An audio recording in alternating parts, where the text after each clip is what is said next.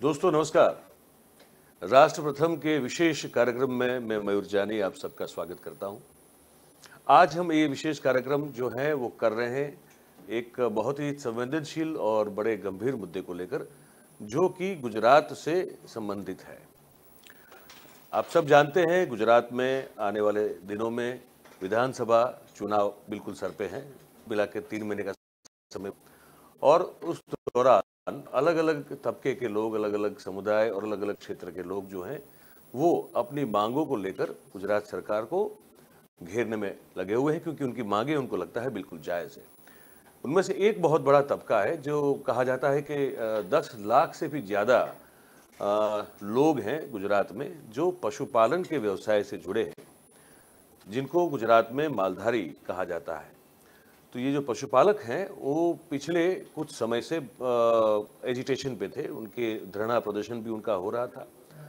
अभी श्राद्ध पक्ष चल रहा था, तो उस दौरान आप सब जानते हैं कि श्राद्ध में पितरों को जो है वो खीर बना के जो है वो खिलाई जाती है।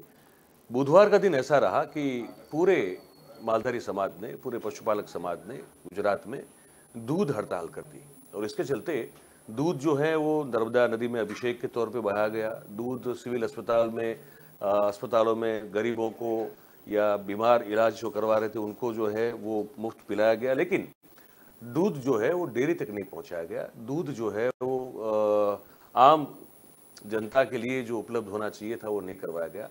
ये विरोध जो हुआ उसका सबसे बड़ा कारण था, एक जो प्रमुख कारण था वो ये था कि गुजरात सरकार ने एक विधेयक जो है पारित किया था, पशु नियंत्रण विधेयक उसका नाम था, जिसमें जो शहरी इलाकों में जो पशु रोड और रास्ते पर बीच में आते हैं, घूमते हैं, और उसकी वजह से जो अकस्मात वगैरह होते हैं, तो उस चीज़ को नियंत्रित करने के लिए एक विधेयक पारित किया था। उसको लेकर और भी कुछ बहुत सारी मांगे थी, उनको लेकर जो पशुपालक समाज है गुजरात का वो आंदोलन और विरोध प्रदर्शन पे वो बिल्कुल उतर गया था। और उसके बाद हुआ ये है कि गुजरात सरकार का जो 3 दिन का मानसून सत्र चला, उस सत्र में इस विधेयक को इस जो पशु नियंत्रण विधेयक है उसको वापस करने की घोषणा कर दी गई। तो एक मुद्दा तो जो है वो कह सकते हैं प्रमुख रूप से जो था पशुपालक समाज का, वो लगता है कि वो उसका समाधान आ चुका है। लेकिन क्या जो सभी मांगे और भी मांगे जो पशुपालक समाज गुजरात की है, क्या वो पूरी हुई है? क्या उस पर सरकार कुछ विचार कर रही है? और पशुपालक समाज जो है गुजरात का, जो आंदोलनकर्ता उनके जो नेता है, जो उनसे हम आज जुड़ के बात करना चाहेंगे। तो मैं स्वागत करना चाहूँगा सबसे पहले आज दशरथ भाई देसाई का, जो हमारे साथ जुड़ रहे हैं, जो अहमदाबाद से जुड़ रहे हैं, और इस पूरे आंदोलन में उनका भी एक जो है बहुत बड़ा अहम एक भूमिका उनकी रही है। दशरथ भाई आपका बहुत बहुत स्वागत है।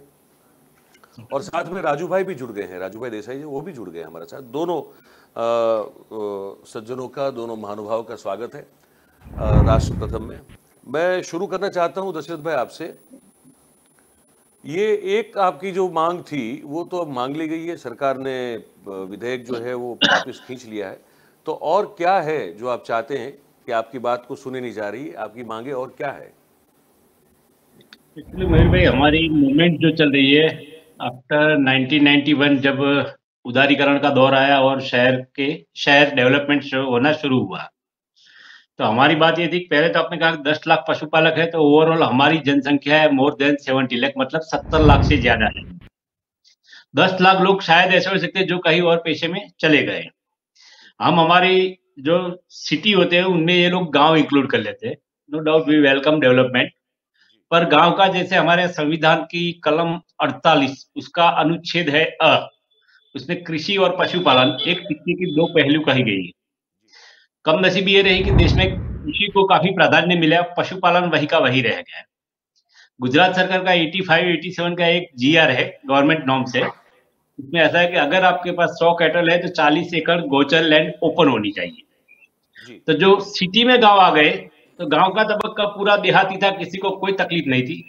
इन लोगों ने क्या किया, इस टाउन में गांव मर्ज कर दिए, टाउन प्लानिंग हो गया, रोड रास्ते बन गए, बिल्डिंग बन गए, बाग बगीचे बन गए, कोई बात नहीं, होना चाहिए। और जो गोचर लैंड थी वहां भी इन्होंने सेल आउट करना शुरू कर दिया।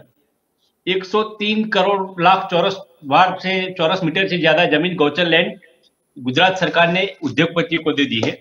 अगर आप उसका गुजरात सरकार ने असेंबली में एक्सेप्ट किया है कि हमने इतनी गोचर बेची, तो उसका ऑन रिकॉर्ड हमारे पास है। दिक्कतें हुई कि जिसको जो पेशा मिला वो करने लगे, लेकिन जो मवेशी रखते थे, जो लोग गांव में रहते थे, उनका गांव अपने आप वहां आ गया सिटी में।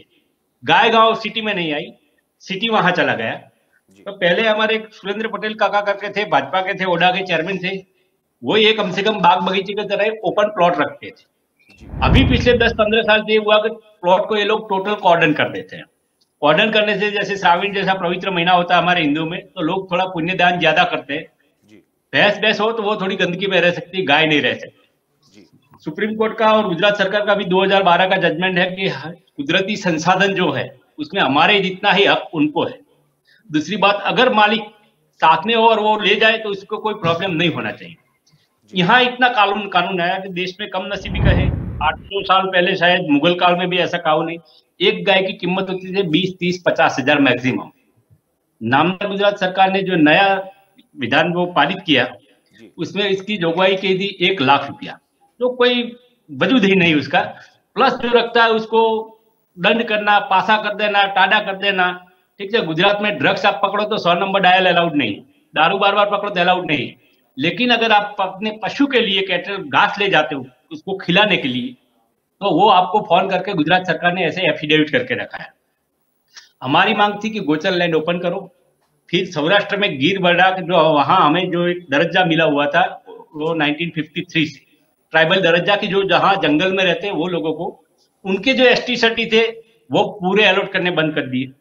फिर आती थी गोपालक मंडलियां, जो ये मिल्क इकट्ठा करके बड़ी डेयरी को बेचते थे, और वो जो कम्युनिकेशन सिस्टम को गोपालक मंडलियां सहकारी सेक्टर है, उनका एपीएमसी में वोटिंग राइट बंद कर दिया। तो कहीं ना कहीं हमें ऐसा लगा कि जैसे योगी जी ने यूपी में एक तबक्के पे बुलडोजर चला के किसी को खुश कर दिया, तो शहरी वार्ड की, जो शहरी क्षेत्र की बहुल की 62 या 65 सीटें हैं, तो शहरी वोटर्स को खुश करने के लिए कहीं ना कहीं हमें प्रताड़ित किया। प्रताड़ित करने की इस हद तक आ गए कि जैसे हम भाग जाए या क्या करें वही हमें मालूम नहीं पड़ा। तो हमारी पुरानी मांग वो थी कि एक तो जो वाड़ा पहले रखने का था, 1/3/1953 का जीआर के उनके नाम कर दो, जो पशु रख रहा है वो बंद कर दिया। हमारा वोटिंग राइट बंद कर दिया। गिर बड़ा के सर्टी अलॉट करने बंद कर दिए। गोचर जाता, गोचर लेते ही गए, नया गोचर आया नहीं, ऑन पेपर कुछ नहीं। तीसरी बात ये हुई कि एक गुजरात सरकार या मॉडल की खूबी कहे या खामी मालूम नहीं, सिद्धि से पहले प्रसिद्धि बहुत हो जाती है। प्रसिद्धि मतलब कैसी, ये 2022 का बजट है, इसमें इन लोगों ने कहते हैं कि हमने 500 CR अलॉट किया है बजट। आज शायद 21 या 22 सितंबर है, 1 रुपया भी सैंक्शन नहीं किया। अभी भी गांधीनगर में हड़ताल चल रही है। तो ये हमारे मुद्दे थे, हम लड़ रहे थे। बाकी लोगों का भी साथ मिला कि भाई एक गाय की लाख रुपया दंड नहीं हो सकता, उसके मालिक को भी नहीं हो सकता। तीसरी बात हमारी ये रही कि अहमदाबाद में जैसे हाईकोर्ट के ऑर्डर के अनुसार एक टैग लगाया है काउ, जिससे हमें मालूम पड़ते है वो उस ऑनर की डिटेल। तो मानो बार बार पकड़ा जाता है, वो ऑनर को भी कुछ फाइन करो, हमें कोई प्रॉब्लम नहीं, रोड पे नहीं आना चाहिए, किसी को इंजर करता है हमें दुख है। ऐसे टैग लगाए हुए 70,000 पशु हैं।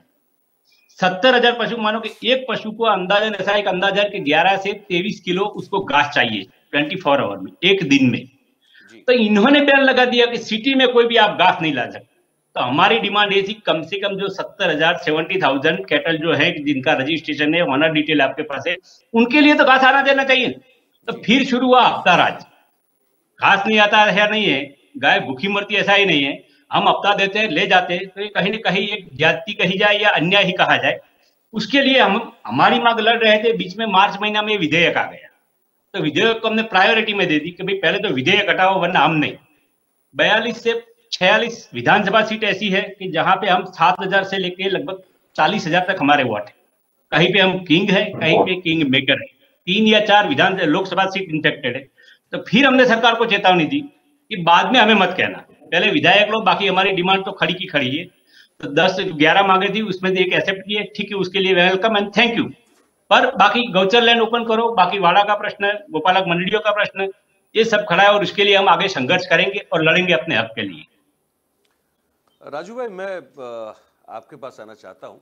मुझे याद है, मुझे अगर ठीक से याद है तो जो पत्रकारिता करते जो मैंने शायद पहला मालधारी एजिटेशन, पशुपालकों का एजिटेशन जो है वो मैंने कवर किया था, वो शायद 2003 की साल थी।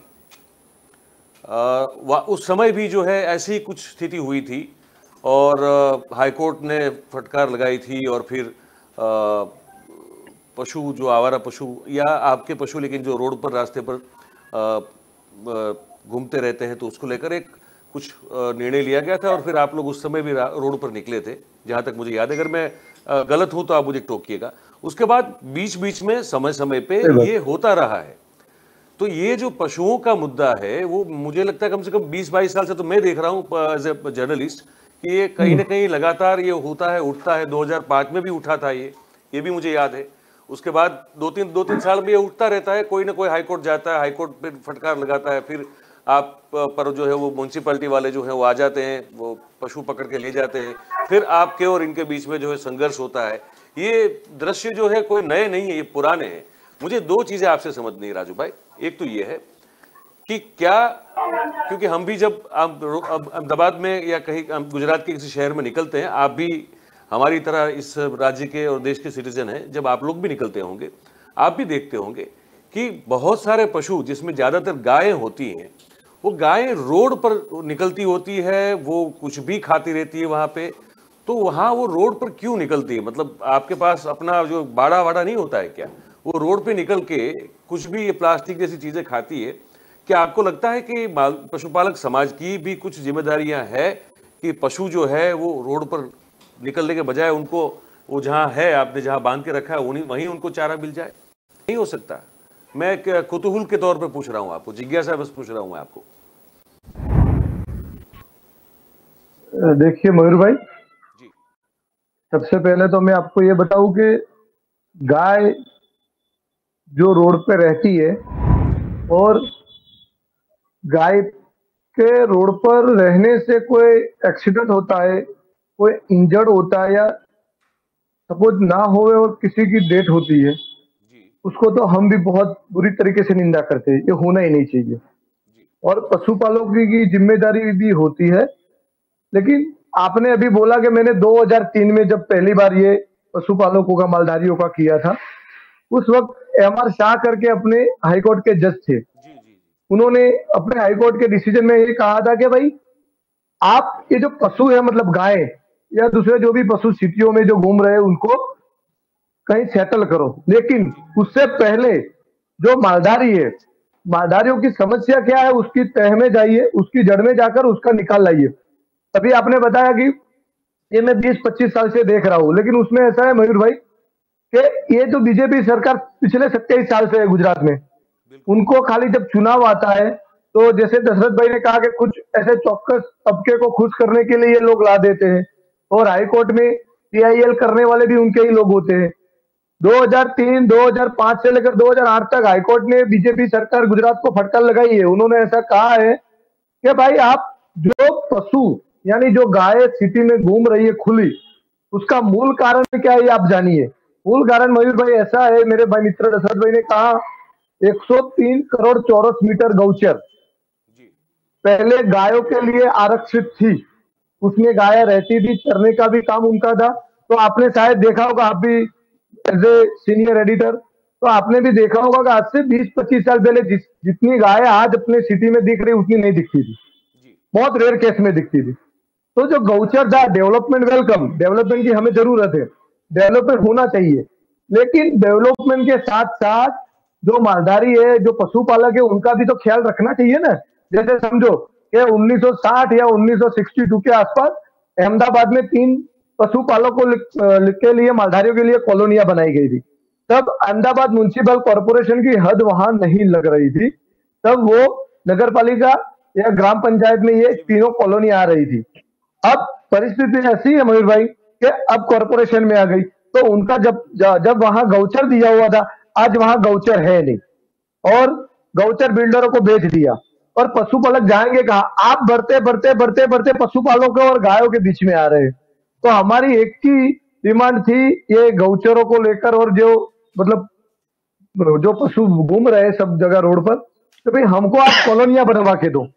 मालधारी और पशुपालकों के लिए कॉलोनियां बनवा के दो जो अहमदाबाद शहर से 15-20 या 25 किलोमीटर कहीं भी दूर, जो जहां भी आपको सेट होवे। और जो 1,03 करोड़ चौरस मीटर जो गौचर है, वो गौचर आप खुला करो और पशुओं को हम वहां ले जाएंगे। तो उनको ये जो मूल समस्या है मेन, वो बीजेपी सरकार को सॉल्व करने में इंटरेस्ट नहीं है। वो खाली अपने चौकस तबके के खुश करने के लिए सब कर रही है। और हाईकोर्ट ने अपने 3 जजमेंट में ये कहा है कि भाई पशुपालकों और मालधारियों को पहले उनके आवास और उनके निवास का आप प्रबंध कीजिए गायों के या पशुओं के साथ, उसके बाद आप शहर से पशुओं को हटाने का काम कीजिए। दूसरी बात, मैं आपको जो मालधारी आंदोलन ये बात चला उसके मैं आपको 11 मुद्दे बताता हूँ। सबसे पहले तो ये जो पशुओं का जो कानून बना था वो हमारा मेन मुद्दा था। उसमें ऐसा था कि 1 लाख रुपया दंड था और फौजदारी आईपीसी के हिसाब से जो पशुपालक है उस पर ये लोग मुकदमा दर्ज करेंगे। दूसरी बात, अगर 2 या 3 बार ये होता है तो पशुपालक पर वो पासा करेंगे, पासा का जो कानून है वो पासा लागू करेंगे। और देखिए गाय की कीमत क्या होती है मयूर भाई, गाय की कीमत 20-25 हजार होती है, ज्यादा से ज्यादा अगर अच्छी कोई मतलब गाय हो तो 25-30 हजार 35 हजार। तो पशुपालक 1 लाख कहां से लाएगा? और पशुपालक या मालधारी आतंकवादी है, नक्सलवादी है, आप उस पर पासा कर रहे हो, आप उसको अरेस्ट कर रहे हो, फौजदारी पे गुना कर रहे हो आप उस पर। तो हमारी डिमांड यही थी कि पहले मालधारी की जो मूल समस्या है पशुपालकों की, आप उसको लीजिए, उसको सुनिए। वो मैंने कई बार हमारा जो पूरा जो हमारी कमेटी के मेंबर थे वो सब मिले, उन्होंने कहा कि भाई पशुपालकों और मालधारियों को साथ में बिठाकर आप सरकार को बोला कि बातचीत करो, तभी इसी समस्या का निकाल आएगा, नहीं तो ये समस्या ऐसे के यूं की त्यों बनी रहेगी। और हमने मालधारी जो हमारी महापंचायत है गुजरात, उसके हमारे 11 मुद्दे का ये आंदोलन था। दूसरा मुद्दा था कि गिर गबड़ा आलेख जो सौराष्ट्र में है, वहां 17,551 परिवार है उनको एसटी का दर्जा दिया गया था, क्योंकि वो उतने पछात मतलब जंगल में रहते थे। वो बीजेपी ने सरकार ने रद्द कर दिया। वो भी हमारी डिमांड अभी भी जारी है, वो अभी उन्होंने मारी नहीं है। दूसरी, क्या हमारी मालधारी गोपालकों की जो मंडलियां होती है, दूध मंडलियां, उनका वोट एक सवाल उसी के चलते है मैं पूछना चाहता हूं आपसे कि वो जो मंडलियां थी, गोपालक मंडलियां थी, तो वो कब बंद हुई और उसको क्यों बंद कर दिया गया था? गोपालक बंद नहीं हुए, नहीं मतलब मतलब आपका जो वोटिंग राइट है, मैं वोटिंग राइट की बात कर रहा हूँ जी, एपीएमसी में आपका जो वोटिंग राइट था वो कब बंद हुआ? इसलिए बंद कर दिया। बंद करने का कारण, प्रमुख कारण यही था मयूर जी, कि जो हमारा वोटिंग राइट था तो उससे हम वोट कर सकते थे। और जो अपने प्रमुख डेयरिया है ना अपने गुजरात की, जैसे समूल है, अमूल है, उत्तम है, दूध सागर है, वहां वोट के आधार पर हम वहां जा सकते थे। तो ये भाजपा की जो सरकार है ना, उनकी ये मानसिकता थी कि मालधारी और पशुपालक वो कहीं आगे नहीं बढ़ सके, उनका विकास तो ऐसा कहीं उच्च पद पर नहीं जा सके।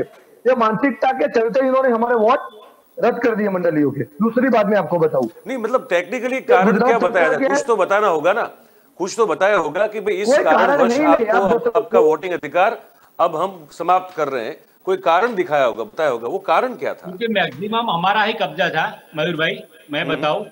दूसरी बात ये है कि जैसे यहाँ हम सिटी में रहते थे, मेंटालिटी ऐसी है कि रबारी भरवाड़ ही मालधारी है, पर एक्चुअली जो भी ये मवेशी रखता है, गाय भैंस रखता है, वो पशुपालक ही है। वो पशुपालक, तो ऐसे ही, हाँ वो पशुपालक है।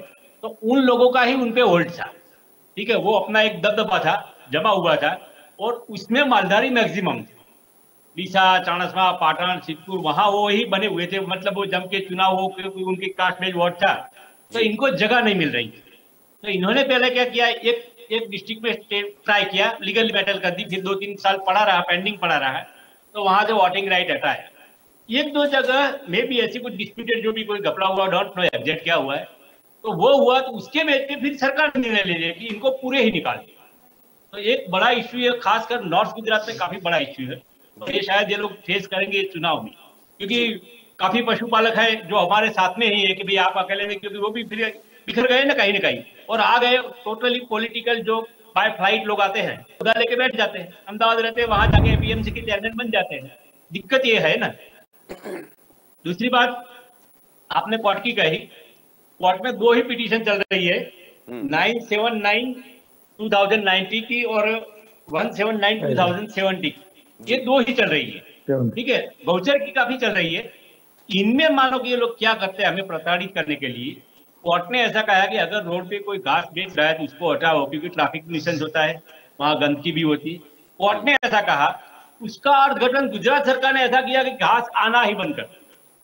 2012 वडोदरा की मैटर का एक हाईकोर्ट का जजमेंट है कि अगर मालिक दंड भरना चाहे तो पशु जो कैटल वो छोड़ देना चाहिए।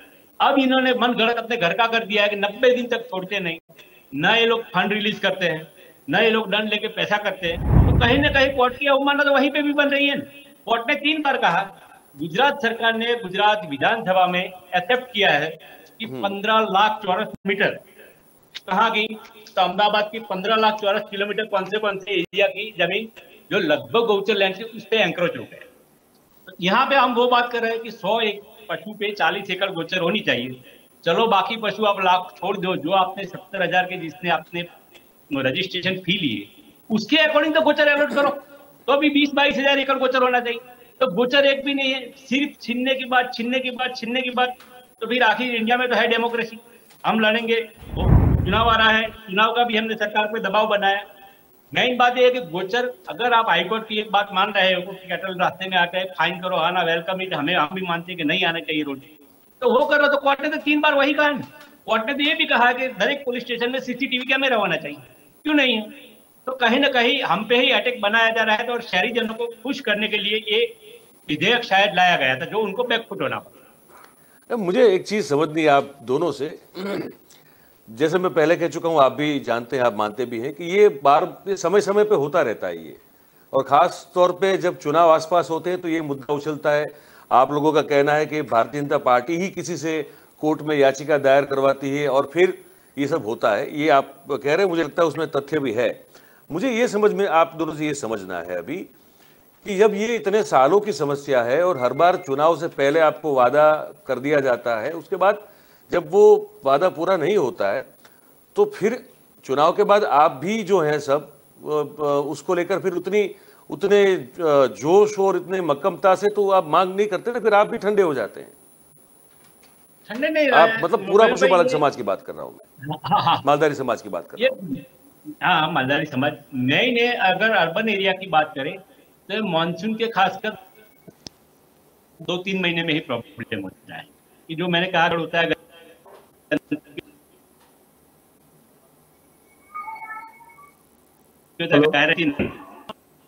कि छोड़ देते हैं या दूध निकाल के आने जाते हैं। मेरे ख्याल से आपकी दशरथ भाई, आपका थोड़ा नेटवर्क इशू, अगर राजू भाई इस पर कुछ बोल दें, अपने विचार प्रकट करें। 95 से लड़ रहे हैं। देखिए मयूर जी, हाँ, अभी का आपको दशरथ भाई, आपका नेटवर्क थोड़ा ठीक करना पड़ेगा, तब तक राजू भाई से सुन लेते हैं। देखिए मयूर जी, पिछले 27 सालों से बीजेपी की सरकार गुजरात में है। जी बिल्कुल। आपने बोला कि जब चुनाव आता है कि उसके बाद ये मुद्दा आता है, चुनाव के बाद आप भी जोश में नहीं दिखते हो। तो जब तक 27 साल से ये परेशानी चल रही है, अब सरकार है बीजेपी की, काम करने का है सरकार को, तो उनको ही इंटरेस्ट नहीं है कि ये मुद्दा पूरी तरह से खत्म हो जाए। अगर ये मुद्दा पूरी तरह से खत्म हो जाता है तो पशुपालकों या मालधारियों को रोड पर आने की या आंदोलन करने की आवश्यकता ही नहीं रहेगी ना। जी बिल्कुल जी। दूसरी बात कि हाई कोर्ट ने 2003 में एमआर शाह ने स्पष्ट रूप से अपने ऑर्डर में कहा है कि पहले आप पशुपालक और जो मालधारी है उनकी वैकल्पिक व्यवस्था करें, पशुओं की वैकल्पिक व्यवस्था करें, उसके बाद शहर में से आप गाय या भैंस जो भी है उसको दूर करें। ये हाई कोर्ट का ये जो है चुकादा है उसको तो ये लोग मान नहीं रहे। दूसरी बात कि अभी दशरथ भाई ने कहा कि जब मानसून आता है, मतलब बारिश की वर्षा ऋतु आती है, तो वर्षा ऋतु में क्या होता है कि कंजेस्टेड एरिया होता है सिटी में, तो कम जगह में गाय भैंसे रहती है, तो मच्छर होते हैं, तो गाय, और देखिए भैंस होती है ना, भैंस मतलब वो आप 24 आवर्स उसको बांध के रखो तो रह सकती है, लेकिन जो गाय होती है ना 24 आवर्स गाय एक ही जगह खिले पे बांध कर नहीं रह सकती, 1 घंटा 2 घंटा आगे पीछे तो उसको करना ही पड़ता है। वो गाय का एक नेचुरल है, वो आप भी समझ रहे हैं। तो बात एक ही है, बार बार हाई कोर्ट की फटकार करने के बाद भी बीजेपी की सरकार को इस जो समस्या है उसके तह में जाकर उसका जड़ मूल से मतलब पूरी तरीके से उसका निकाल लाने में बीजेपी इंटरेस्ट है ही नहीं तो और मालधारी या कोई भी होवे पशुपालक किसी को आंदोलन करने की या सरकार के सामने आने की जरूरत क्या है, आप बताइए मेरे को। और पशुपालक में मालधारी की मैं व्याख्या बताऊं आप लोग, मयूर भाई, मालधारी और पशुपालक, मैं समझ रहा हूं पशुपालक में आपने देखा होगा कि गांव में सभी ज्ञाति, वो रबारी हो, भरवाड़ हो, आहिर हो, चारण हो, गढ़वी हो, पटेल हो, क्षत्रिय हो, ब्राह्मण हो, कोई भी हो, गांव में सब लोग गाय भैंस या पशु रखते ही। तो ये समस्या पूरे गुजरात के सब पशुपालकों की है और ये मुद्दे को लेकर मालधारी निकला है। क्योंकि राजू भाई, दशरथ भाई, अभी हम तो चाहते थे इसको 1 घंटा करें, लेकिन आधा घंटा ही हमारे पास है करने के लिए, पर हम लोग इस पर बात तो करते रहेंगे, पर अंत में दोनों से मैं शॉर्ट में मैं एक चीज का एक सवाल का उत्तर चाहता हूं। एक, ये विधेयक तो वापस कर लिया गया, बाकी है कि आपकी जो मांगे हैं उस पर भी हमने आज बात की। आप इन मांगों को लेकर अभी भी आंदोलन जारी रखेंगे या आपका एक्शन प्लान है वो क्या है, ये बताइए। 100% बाकी की जो हमारी 10 मांगे बाकी है वो जब तक ये सरकार नहीं मानेगी हमारा आंदोलन 100% चालू रहेगा, वो भी अहिंसक और गांधी बापू के दिखाए हुए रास्ते पर ही चलेगा। हमारी 10 मांगे नहीं मानी जाएंगी, नहीं ये आंदोलन चालू ही रहेगा। शायद आज खारिज कर दिया है 2017 में, और आने वाली सरकार में मतलब जो भी सरकार 2022 में बनेगी, या बीजेपी भी बने या कांग्रेस की बने, यही स्टैंड रहेगा। तो ये हमारी जो डिमांड है वो आगे नहीं आएगी, बाकी की दूसरी 2 डिमांड है उसको लेके हम आंदोलन तो जारी रखेंगे। अच्छा, ये मालधारी समाज से जो विधायक, जो एमएलए चुन के जाते हैं, क्या ये आपके ये मुद्दों पर काम नहीं करते क्या? वो सरकार पर दबाव नहीं बनाते क्या? बनाते हैं ना, क्यों नहीं बनाते हैं। देखिए, रघुभाई देसाई मालधारी समाज से विधायक है, लाखाभाई भरवाड़ है मालधारी समाज से विधायक है। उन दोनों ने ही तो जब ये विधायक प्रचार करने का प्रयत्न किया गई बार, तब इन दोनों ने तो आवाज उठाई, इन दोनों ने सबसे ज्यादा विरोध किया है। और दो मालधारी विधायक और उसके साथ उनका साथ दिया पूरी कांग्रेस पार्टी ने, जितने भी विधायक थे कम से कम 12-15 लोगों ने, मैं नाम अगर किसी एक का तो किसी लगेगा।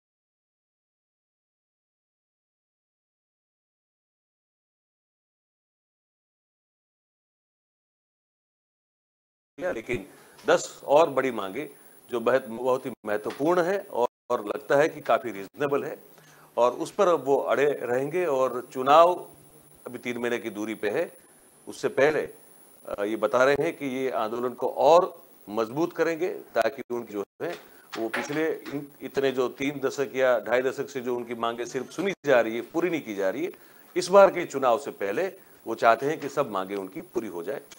आज इस विशेष कार्यक्रम में बस इतना ही है। आप सब हमारे साथ जुड़े और आपने हमारी बात सुनी, हमने आप तक जो बात पहुंचाई, तो आप सबका बहुत बहुत धन्यवाद। Thank you very much. नमस्ते।